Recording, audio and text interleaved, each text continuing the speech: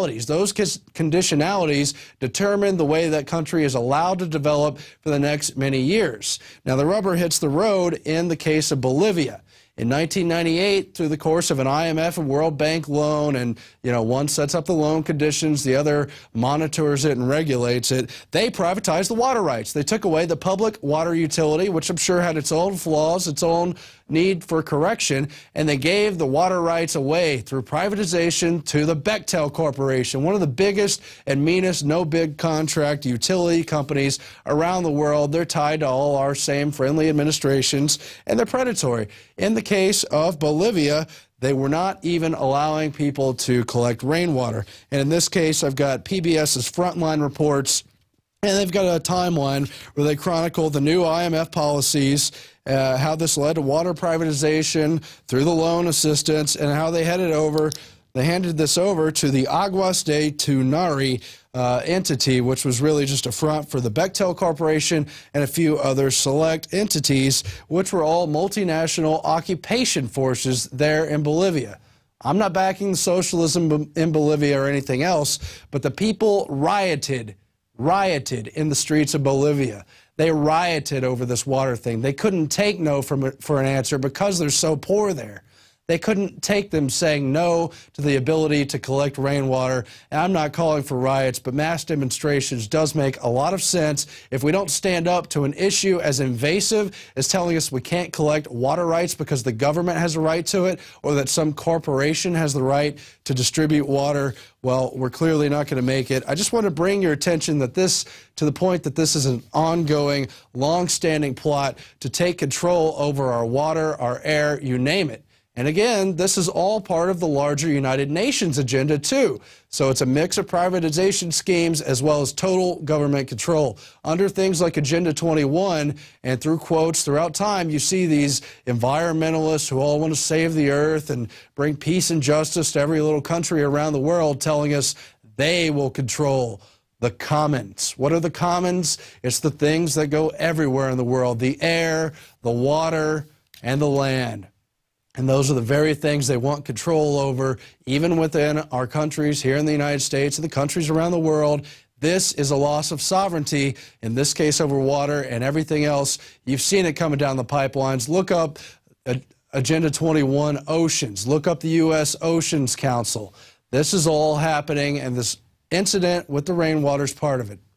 Now, I can't continue to rant, but it just freaks me out that they could tell us we can't even collect rainwater on our own property. Total invasion of property rights. So you can see whether it's privatization where they want a monopoly of profits, or the state where they want a monopoly of power, they're not interested in individuals having an alternative, in this case to rainwater, because it cuts into their domination. Meanwhile, while more things are becoming crimes we didn't think could be crimes, more people are becoming pre-crime suspects before they even carry out crimes. Well, we're talking, of course, about that Minority Report trend, and here's Steve Watson's headline: more law enforcement agencies turning to pre-crime policing. Law experts warn of threat to reasonable suspicion. Police and other law enforcers in the U.S. are increasingly turning to minority-style pre-crime strategies to fight crimes by predicting them before they take place. A report out today from the AFP notes the predictive and analytics software, computer algorithms that predict where and when crimes will occur, and they've been adopted by police departments in places like Santa Cruz, California, in places like Memphis, Tennessee. I know they're using pre-crime red light spotlights in parts of New Jersey, and all this is just picking up steam as the technology develops without a care in the world for our rights. Whatever happened to the Fourth Amendment right that without due process, without reasonable belief of suspicion, without any kind of incriminating evidence, they're going to be targeting people? Now, this is all on the basis of computer algorithms, and here it is in the AFP, police using predictive analytics to prevent crimes, and they say the same kind of technology that can track our shopping habits. Well, I don't know why they have to track all our shopping anyway, but they're definitely doing it, storing and using that data, selling it to third parties, mostly, if not entirely, without our permission. Somehow the same technology allows them, they think, to be tipped off to potential crimes. Even if it works, it's an incredibly dangerous technology, not a step in the right direction at all. This is a total takeover of government.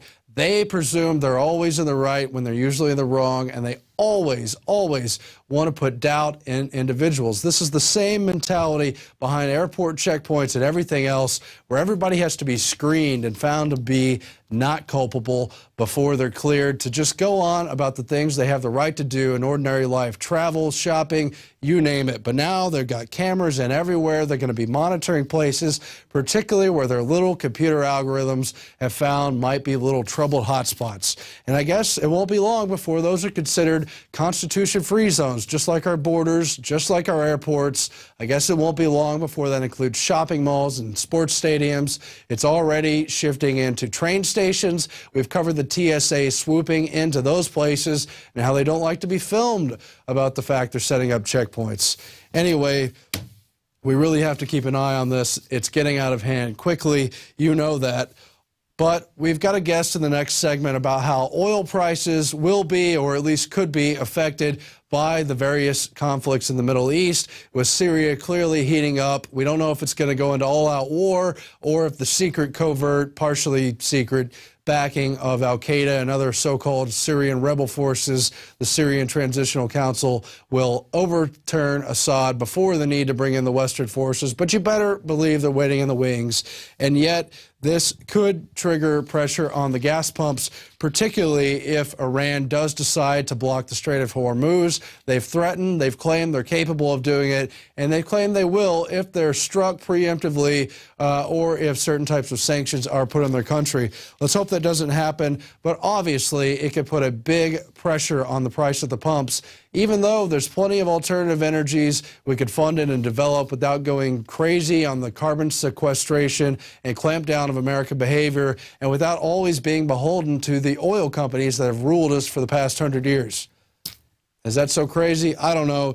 You decide for yourself. Now, I'll turn now to our daily quote, which is apropos given all the attempts at gun control, unfortunately from the left and the right. It comes from the socialist, the Fabian socialist, the top eugenicist, George Bernard Shaw. And even he recognized that criminals do not die by the hands of the law. They die by the hands of other men. And whatever he meant in the original context, that clearly applies to the idea that guns in the hands of ordinary citizens is what has the best potential overall to stop armed criminals, because police can't and won't respond to those crimes until after the fact in almost every case. But if people are allowed to carry, as the Constitution clearly justifies, and if places like Aurora, Colorado don't go crazy in getting other cities to also adopt total gun control bans, we could police ourselves to a large extent, particularly when there's the unpredictable factor that a crazy criminal-minded person may decide to try to shoot people up. You don't know where or when that's going to happen, but we do know that a balance of power in the hands of other individuals is probably the best way to go. At least that's my take on it. I'll take your feedback through email, and we'll be back after this with more on the INFOWARS Nightly News. Thanks for watching.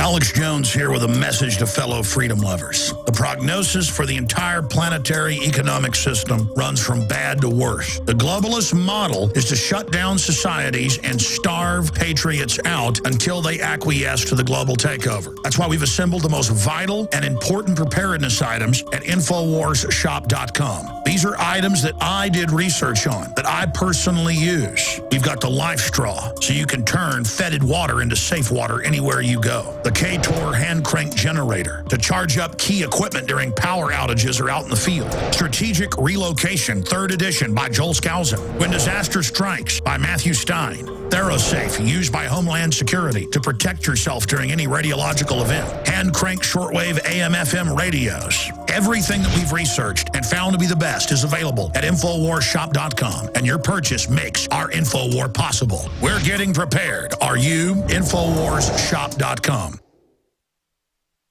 Sick of the globalist, eugenicist, control freaks adding poison to your water and laughing as you get sick and die? Start purifying your water with ProPure. My friends, I've done a lot of research, and the best gravity filter out there, bar none, is ProPure, and it's available discounted at INFOWARS.com. Its filters are silver impregnated to prevent bacterial growth. There's no priming required. It's NSF 42 certified. Optional fluoride filters can reduce fluoride up to 95%. Easy to set up and use. Doesn't require electricity. Purify water from lakes, streams, ponds, and wells. This filter system leaves in beneficial minerals, which is key. Save money by not buying bottled water and avoid BPA that leaches from the plastic. ProPure is the best gravity-fed filter out there. It's what my family uses. INFOWARS.com already has the lowest price on ProPure. But if you add the promo code WATER at checkout, you get an additional 10% off at INFOWARS.com. You can also call to order 888-253-3139. We are back on the InfoWars Nightly News, and we're pleased to now be joined by Daniel J. Graber. He's from oilprice.com and covers the geopolitical spectrum of what is behind our oil prices and energy cost overall. Thanks for joining us, Daniel. Thanks for having me. So obviously we've got some tensions in the Middle East, as always, but things are obviously coming to a head in Syria. The Iran specter has sort of always been on the table for the past couple of years. That's not going away. Get into how we analyze the oil prices and the other energy prices, and then let's break down some of the key factors. Well, I think in terms of Iran, you look at early in February when they threatened to close the Strait of Hormuz, there was a brief spike in oil prices. As we watch the conflict in the Eurozone continue, we can see some of that price come down further. Today, Iran said that they're going to keep the strait open as long as it serves their interests. And it seems like in some aspects, Iran would likely be shooting themselves in the foot if they did indeed close the strait. Right now, there are some countries that have concessions with U.S. sanctions and so forth. Oil prices have kept relatively steady under the $100 barrel mark. So I don't think long-term we're going to see any spikes in terms of Iran. In terms of Syria, most of their oil has been shut out of the game for a while now. One of the last oil companies left the country very early this year. So it just really doesn't seem like there's going to be any physical disruptions in the market like we saw last year in Libya. Do you think the fears themselves are likely to drive prices at the pump and that sort of thing, or you think it's going to be a relatively neutral year? I think it's going to be a relatively neutral year. You look at the reports coming out of the OPEC and that sort of thing. They seem to suggest that there's going to be at least some level of stability long term. Of course, short term, we can see spikes here and there. It seems like the second quarter is typically ripe for escalations in crude prices. But as a whole, it doesn't seem like we're going to be headed towards the 150 barrel mark we saw in the run up to the recession. Right. So the whole Iran situation, as you mentioned, they've threatened to block the Strait of Hormuz, but they've just recently announced that their plan to block the Strait of Hormuz has been finalized and it's on the table waiting if they basically get striked or if there's certain kinds of sanctions. What will that do if they were to block the Strait of Hormuz? Well, there's always, strategic petroleum reserves. The IEA last year called on member states to release their strategic reserves because of the conflict in Libya. There's always more Canadian crude. BP today suggested that they were going to build a rail system to get around some of the logistical elements inside the United States. So I think, if there is any sort of tension in the Strait of Hormuz, A, there are U.S. military assets in the region to protect that strait, and B, like I said earlier, I don't think that Iran would necessarily go ahead and close it off unless it were severely backed into a corner by way of some action by Israel or economic collapse on their part. But if the prices were to skyrocket over this kind of scenario, who does benefit from the decrease in supply and the overall increase in price? Well, if there is a decrease in supply, obviously it's going to be the market that's going to benefit from that, because obviously if you look at the analysis of gasoline prices, bulk of that is weighed on crude prices. So actually trickle down to the consumer. It just all depends on what sort of government reaction we can see coming out of